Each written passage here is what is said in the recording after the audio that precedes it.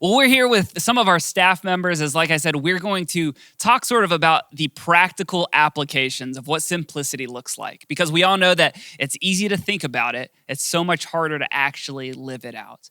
And so in the talk today, I shared that simplicity is about the intentional promotion of the things that we most value and the removal of the things that distract us from it. And so I kind of want to just start with hearing from you, like, what has your own personal journey been like with simplicity? And so how about, Sam, why don't we start with you, since you're to my left? Sure, I'll start. Simplicity was one of those practices that I actually didn't think that I needed to work on.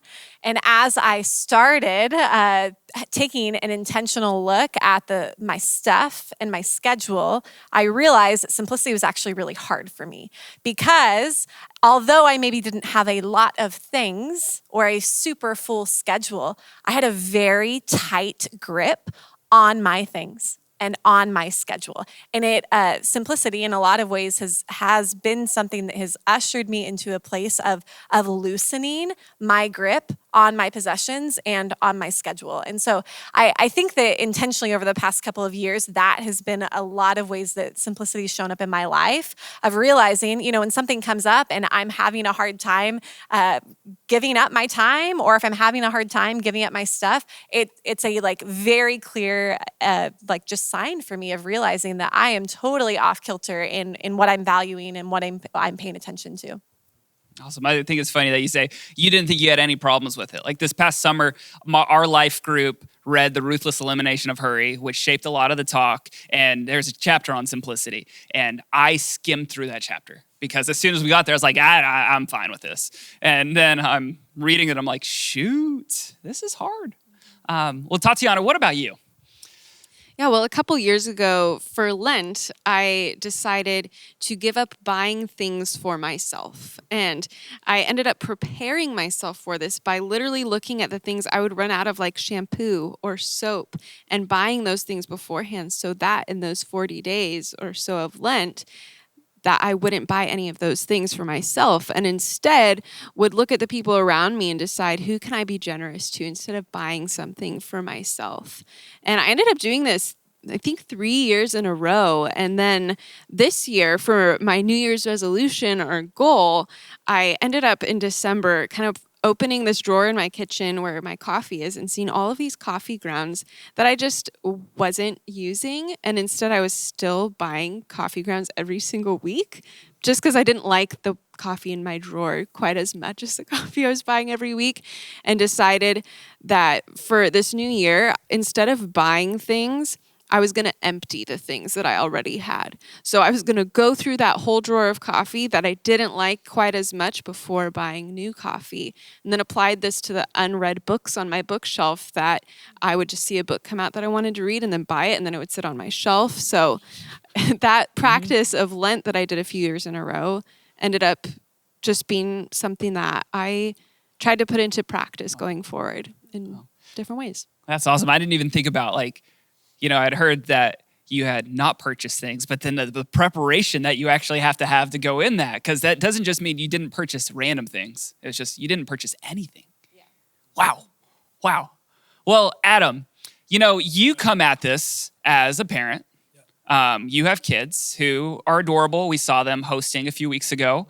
But tell me, what has this been like for you, or what do you think about when it comes to simplicity? Yeah, so we have 3 kids, 7 and under. So simple is the last word I would think of to describe our family in this season of life. And I get the opportunity to learn from them. And similar to what you guys are talking about, you got your Amazon boxes here. They still send out catalogs. I don't know if you guys know this for kids. Those still exist? Yeah, they still exist on paper. And so Amazon sends out this catalog around Christmas, and we told our kids to circle what they want. And the other day, my daughter brought me this catalog, and there's 20 Frozen 2 things on the page. And she circled 18 out of the 20. And she was like, these 2, I'm good if I don't have those. And I just learned from my kids, especially with toys and things they want, they have no limits. And it's so easy for me as an adult to just sort of judge them of like, oh yeah, they need to learn to have limits. And we try to impose those a little bit. You only get 3 Christmas gifts. We take old toys and we put them in containers, and we only keep a certain amount in our living room that they can play with. But, inevitably I'll see them and then I'll start thinking about myself. And I realize, oh, I do the exact same thing. Like I'm searching on Amazon late in the night. I'm like, there's a bamboo mouse pad. I need that. And, so it's so easy to see it in other people or kids. And so I'm learning like, man, my limits, and just like I want what I want and when I want it. Yeah. Well, thanks for sharing that. And just kind of, as we were talking about this today, it's kind of, we're unsubscribing from something to subscribe to something else. And so we talked about you're unsubscribing from this desire for more to subscribing to finding enough in Jesus. And I'd love to hear, and we'll just open floor, like, as you've been thinking about this stuff for yourself, what have you been learning about a life with Jesus in the process, or what even living with less has done for your own life? I feel like I am able to be more generous when I have a proper view, like of my possessions and my time. And I think it's so hard, even like you were saying, with the culture that we live in with Amazon Prime, that we can get it in 2 days or less. I don't often live in the land of wanting, because the minute I want something, I purchase it. And I mean, within reason, obviously, but I don't often live in that land of, oh, here's the thing that I actually, think that I want, and let me sit on it for a few days. And so that actually has been a practice that I have tried to put in over the past few months specifically, especially in COVID. It's so hard because I recognize all these things that I think will make my life better in this really strange season. But actually taking a pause on purchasing and really thinking about, do I actually need this thing?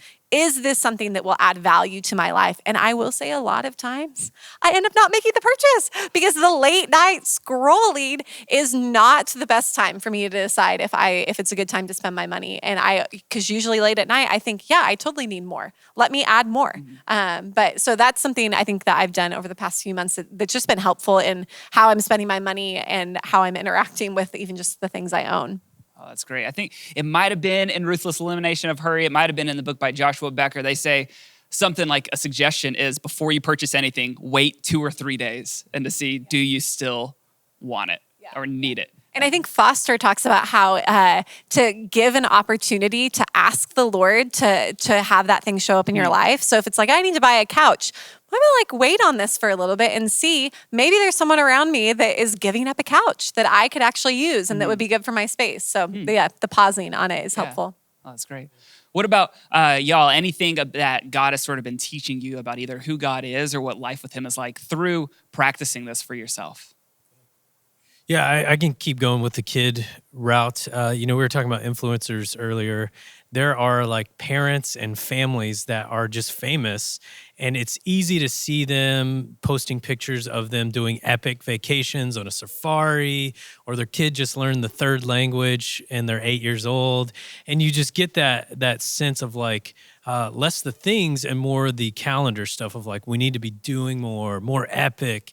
And interestingly, we took our kids to Disneyland pre-COVID, and my kids will often talk about this trip. And the thing they talk about is there was a chair in the hotel that would like, swing around, and we did races and we played hide and seek in the hotel. And that, more than Disneyland, more than the, anything they got there, they talk about, man, can we go back to that hotel and can we like get on that chair? And I think so what I'm learning is like, again, that's so much us, is we think it's got to be this big next thing that's going to make me fulfilled finally. Instead realizing it's like this moment right here with you guys in this room. It's backyard, listening to the birds. It's all these moments that Jesus is present. And those are magic, beautiful moments, but we miss them because we're looking for the next thing we got to put on our calendar. Yeah. Well, I guess a final question would be this. For somebody who is wondering, where do I start? What would you say to them? I think I would say starting with gratitude. Mm. Adam, like probably 2 years ago, gave out gratitude journals after one of his sermons. And that is such a great way to start if you're a journaler, to just write the things that you do have. And I think God has taught me a lot about being grateful and recognizing that I have enough, that I don't need to make that next Amazon purchase. I saw a meme a while ago that was like, I don't know who needs to hear this, but you don't need anything off Amazon today. That I can look at the stuff in my life and realize I have enough. And it brings me so much more joy to move towards others in generosity than to be generous towards myself and buy myself that next thing. Oh, that's great.